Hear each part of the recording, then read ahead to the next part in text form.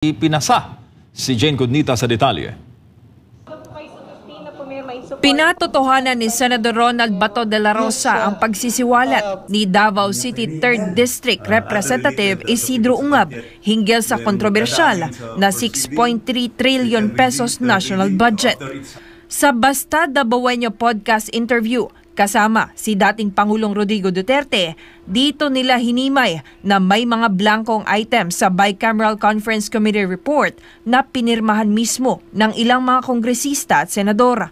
Sabi ni Senator Bato, minadali daw ng mga miyembro ng komite ang pagpapapirma sa naturang budget. Totoo yan. Ganoon talaga yung pagpirma nila sa Bicam. Minamadali nila. Pinapapirmahan kaagad na yung may mga blanco doon na yung mga halaga, no? Yung mga presyo ng mga project. May mga napag-usapang kasunduan na daw kasi ang Senado at Kongreso hinggil dito. Pero sabi ni Senator Bato, hindi raw ito sinunod ng Bicam Committee. Oo, hindi nga ako pumirma doon. Kaya nga ako nag-book out doon sa Bicam na umalis ako at hindi ako pumirma dahil hindi tinupad yung usapan namin. Ngayong sa opening ng Bicam ay nagmanifest ako na kung pwede, give us ample time before we sign the Bicam report para ma-scrutinize natin yung contents ng Bicam report. But pagdating doon sa closing Bicam namin, pirmahan na kaagad. Hindi wala pang kopya na binigay sa amin. So sabi ko, paano ako makapirma na hindi ko pa nabasa? Pero ganoon pa man, nagmamadali, pinirmahan nila. Pero ako, umalis ako. Hindi ako pumirma.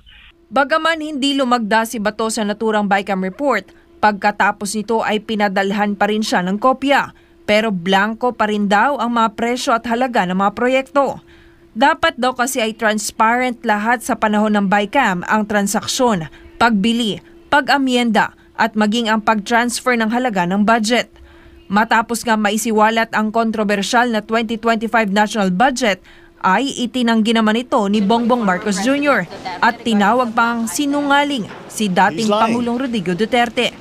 Sinigundahan naman ni Senator Bato ang pagkwestiyon ni dating Pangulong Duterte sa mga miyembro ng komite sa pagpapapirma nila ng mga blankong items at kung bakit ito inaprubahan ni Marcos Jr. Dapat hindi mangyari yan dahil very dangerous yan at it defies logic nga bakit ka magpirma na hindi mo alam. Mahirap i-explain sa sarili mo. Walang presyo, pinirmahan mo. Opo. Bakit gano'n? So, yun ang talong dyan. That is dapat i-address ng buong Kongreso. Hindi lang ng House of Representatives, kundi pati ng Senado. Samantala, may paalala naman ang senador sa publiko, lalo na ngayong darating na halalan sa pagpili ng mga lingkod bayan na totoong may malasakit at pagmamahal sa bayan. Ngayon, magkakaroon na naman tayo ng eleksyon. Siguruhin ninyo na yung pinipili ninyo magiging membro ng House, yung representative niyo sa House at saka yung representative niyo dito sa Senado ay nagmamahal sa bayan.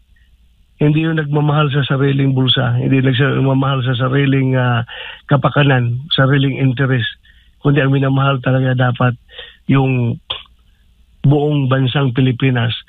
Ito si Jane Codnita, inyong citizen correspondent nag-uulat para sa Diyos at sa Pilipinas nating mahal. Bukod doon sa issue na yan, nagko-comment na rin yung ilang miyembro ng Makabayan Bloc, yung pinangalanan na dating Pangulong Duterte na mga legal front ng CPP and PNDF.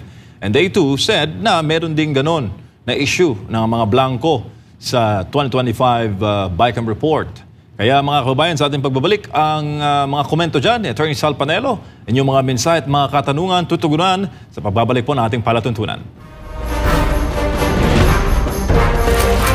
Problema nyo, itawag kay Panelo.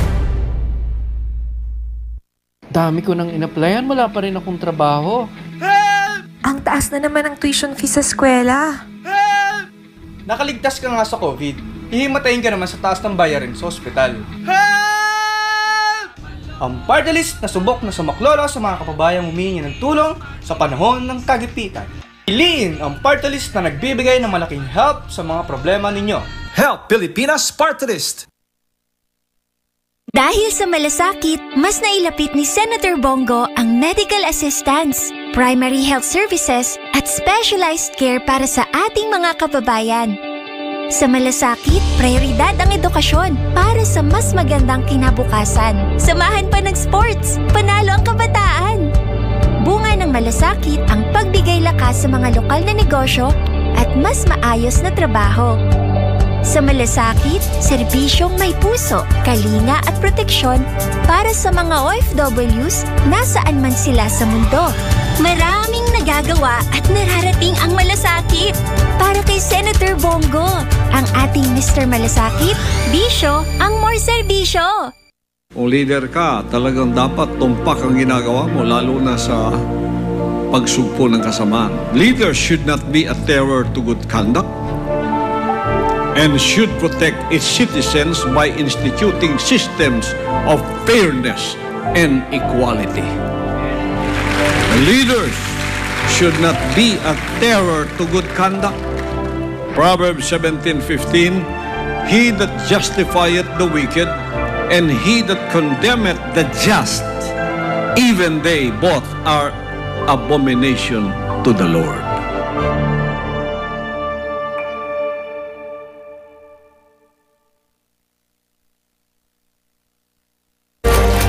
Problema nyo, itawag kay Panelo. Babalik tayo sa ating palatuntunan. Problema nyo itawag kay Panelo. Kasama pa rin si former Presidential Chief Legal Counsel, Attorney. May balita tayo na pending kanina. Sinabi po mismo ni Senator Bato na yung mga blanco, yung mga items sa BICAM report sa 2025. At mismo yung mga Makabayan Block sa Kamara, may isang congressman doon nagsabi, pinatotohanan niya yung report na yon, yung sinabi ng dating presidente. Ano masasabi mo doon, Attorney Sal? Ang problema nga kasi, hindi ba, ibalik natin ng konti. Nag-video yung dalawang dating opisyal, Presidente Duterte at si Congressman Ungab. At sabi ni Congressman Ungab, may mga blanco doon sa, anong tawag doon? Bicameral Committee Report. At sa ngayon naman kay Presidente Duterte, kung totoo yan, may problema kayo dyan. Makulong kayo. And because of that statement, bumanat naman kagad itong si E.S. Lucas, Bersamin. At sinabing malisyoso ang sinabi ni Presidente Duterte. Pati naman si BBM, ganun din ang sinasabi, sinungaling daw. Ang problema, hindi nila iniintindi. Gaya ng aking pahayag, yung mga sinabi ni Congressman Ungab ay, sabi ni Presidente Duterte, kung totoo lahat yun, illegal yan. O madaling sabi, walang sinasabi si Presidente Duterte na ang ginawa ni Presidente BBM ay illegal o unconstitutional. Wala siyang binabanggit. Nagbibigay lamang siya ng opinion on the assumption kung yung mga sinabi ni Ungab ay tama at kung yung mga sinasabing blanco, walang mga programa, may mga walang pirma, ay nangyari doon mismo sa General Appropriations Act na pinirmahan niya. Kaya nung sinabi ni Presidente Marcos Jr. na walang ganon, totoo nga. Kasi makikita mo naman yun sa batas mismo na pinirma niya kung merong blanco. Ang nirereklamo ni Congress Ungab ay yung Bicameral Conference Report na siyang isusumite sa Presidente ay maraming kulang. Bakit may kulang? Kasi nga, hinayaan, itong tanong ngayon, sino ang nag-fill in the blanks? Ang nag-fill in the blanks ba ang opisina ng Secretary General o ang grupo ng mga ilan lamang na kongresista at senador na bumubuo sa Bicameral Committee? O ang Malacanang ba? Nung dinala sa kanila, nag-fill in the blank. Yun ang pinag-uusapan dyan. Yan ang nireklamo. Kasi, maliwanag nga sa ligang batas na dapat ang Kongreso, ang executive, ang gagawa ng budget, ang Kongreso naman, senador at mga kongresista, magdi-deliberate sila kung tama yung mga nakalagay doon at pwede nilang magkaroon ng mga pagbabago. Ang problema nga, merong mga ginawa na hindi program, hindi mo malaman kung saan nilalagay at iyon ang naprumahan na mali sapagkat ang dapat na naglalagay dun sa mga programa yung dalawang sangay ng Kongreso at hindi yung ilang tao lamang. Maliwanag yan sa saligang batas. Kaya yan ang sinasabi ni Presidente Duterte. Pag yan ay ginagawa nyo, illegal yan. Kung yan nga ang ginawa nyo. Kaya sagutin, ang dapat na sumagot dyan ay ang Kongreso. Bakit nyo inaprubahan ang isang panukalang batas under the bicameral conference report na may mga blanco dyan? Sino ang naglagay ng mga kulang? Kayo ba? Kung kayo, pero iilan lamang sa inyo, illegal yan. Kailangan yung buong plenary session ng dalawang sangay ang magdidiskusyon dyan. At kayo magdi-decide kung saan dapat ilagay yan. Yan ang problema dyan. Sino ba ang nag-fill ang Kongreso o ilang tao sa Kongreso o ang executive bago pinirmahan, nilagyan? Bukod po dyan, Attorney Sal, may tukso rin itong ating mga netizen na sinasabing parang ang BICAM ay nagiging third chamber of Congress bukod po sa House at sa Senate. At dapat daw, hindi closed door ang BICAM. Dapat daw televised para alam ng tao ang mga pagbabago sa pambansang pondo. Anong masasabi mo dyan, sir? Una, ang BICAM, mahigit ng 6 na taong ko sinabi. Hindi lang 6 na taong kasi start pa lang sa Malacanang ako. Sinabi ka na yung bicameral committee is unconstitutional.